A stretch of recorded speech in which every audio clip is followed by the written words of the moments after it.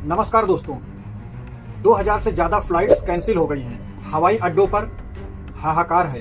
Interesting ये जानना है कि सरकार क्या कर रही है। दोस्तों, सरकार ने देश भर में 4 स्पेशल ट्रेनें चलाई हैं। क्या सरकार की इतनी ही जिम्मेदारी थी? एक वक्त था जब ज़्यादा गर्मी पड़ने पर भी लोग सरकार को कोसते थे।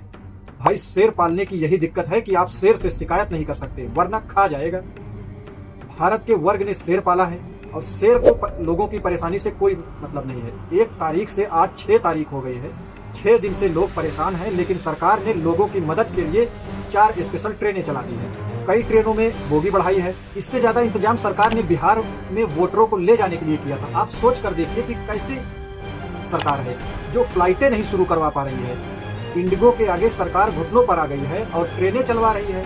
सरकार को चाहिए कि देश में इंडिगो शासन लगा दे।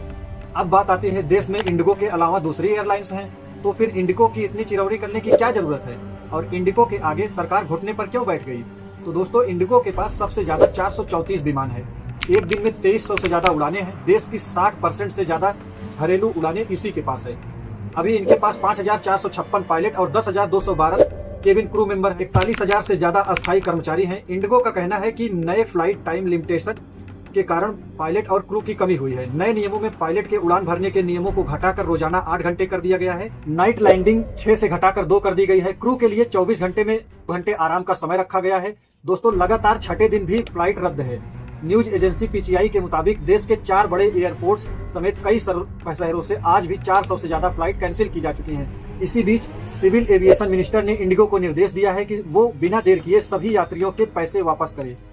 रविवार 7 दिसंबर की रात 8 बजे तक सबके पैसे वापस हो जाने चाहिए। जो प्रधानमंत्री 2 देशों का युद्ध रुकवा देते हैं, जिनका पूरी दुनिया में डंका बजता है, वो इंडिगो के आगे सरेंडर हैं। जहाज उड़वाने के बजाय पैसे वापस करवा रहे हैं। सरकार कह रही है कि रिफंड में देरी और नियमों का उल्लंघन पर तुरंत एक्शन लिया जाएगा। इंडिगो कहता है कि पायलट ही नहीं है तो जहाज कैसे उड़ाएं। डीजीसीए ने इंडिगो को 10 फरवरी 2026 तक अस्थायी राहत दी है। वीकली रेस्ट के बदले कोई भी छुट्टी नहीं देने के फैसले को वापस ले लिया है। एक थ्योरी ये भी है कि हवाई हादसे सबसे ज्यादा एयर इंडिया के होते हैं, इमरजेंसी लैंडिंग सबसे ज्यादा एयर इंडिया की होती है, शिकायत सबसे ज्यादा एयर इंडिया की आती है। लेकिन डीजीसीए सबसे ज्यादा शक्ति इंडिगो पर दिखा रही है। क्या इंडिगो जैसे बड़े एविएशन प्लेयर को आउट करने की तैयारी हो रही है? सरकार के इस मसले पर चुप्पी कई सवाल पैदा करती है। क्या कोई और सेठ अपने जहाज लेकर तैयार बैठा है जो इंडिगो कर किनारे करवाकर खुद मार्केट में उतरना चाहता है? क्योंकि इस सरकार से कुछ भी हो सकता है। क्या इंडिगो को जानबूझकर टारगेट किया जा रहा है या फिर इंडिगो का सेठ सरकार से भी बड़ा हो गया है?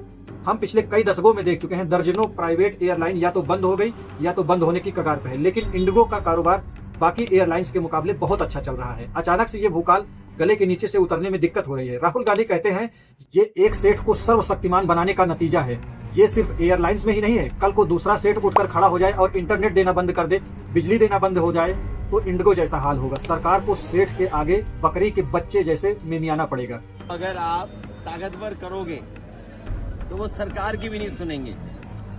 इस तरह का अपहरण, इस तरह के जो एक तरीके से बंद कर देना लोगों को, शायद किसी ने कल्पना भी नहीं की होगी। कोई घटना हो जाए बात अलग है, लेकिन अगर कोई जानबूझ के कर रहा है तो अपनी ताकत का एहसास सरकार को दिला रहा है। और सरकार ये समझ लेगी अगर उद्योगपति ताकतवर होंगे तो इसी तरह हमें आपको फेस करना पड़ेगा। सरकार ताकतवर हो, उद्योगपति ताकतवर न हो, ये सरकार को सोचना चाहिए। इंडिगो की फ्लाइटें रद्द होने का सिलसिला अगले कई दिनों तक जारी रहने वाला है और सरकार के हाथ में कुछ भी नहीं है, न जहाज न हवाई अड्डे। सरकार ने टिकट का पैसा यात्रियों को वापस करवाने का आदेश दे दिया है। सरकार को समझ ही नहीं आ रहा है कि लोगों को पैसे की चिंता नहीं है, लोगों को सही समय पर सही जगह ना पहुंच पाने का दुख है। मेरे साथ इस वीडियो में इतना ही। इस पर आपकी क्या राय है कमेंट करके जरूर बताएं। और हो ना हो आने वाले टाइम में इंडिगो डूब सकता है, ऐसा हमें लग रहा है, न जाने क्यों। अगर आपको भी ऐसा लगता है तो आप जरूर कमेंट करके बताएं।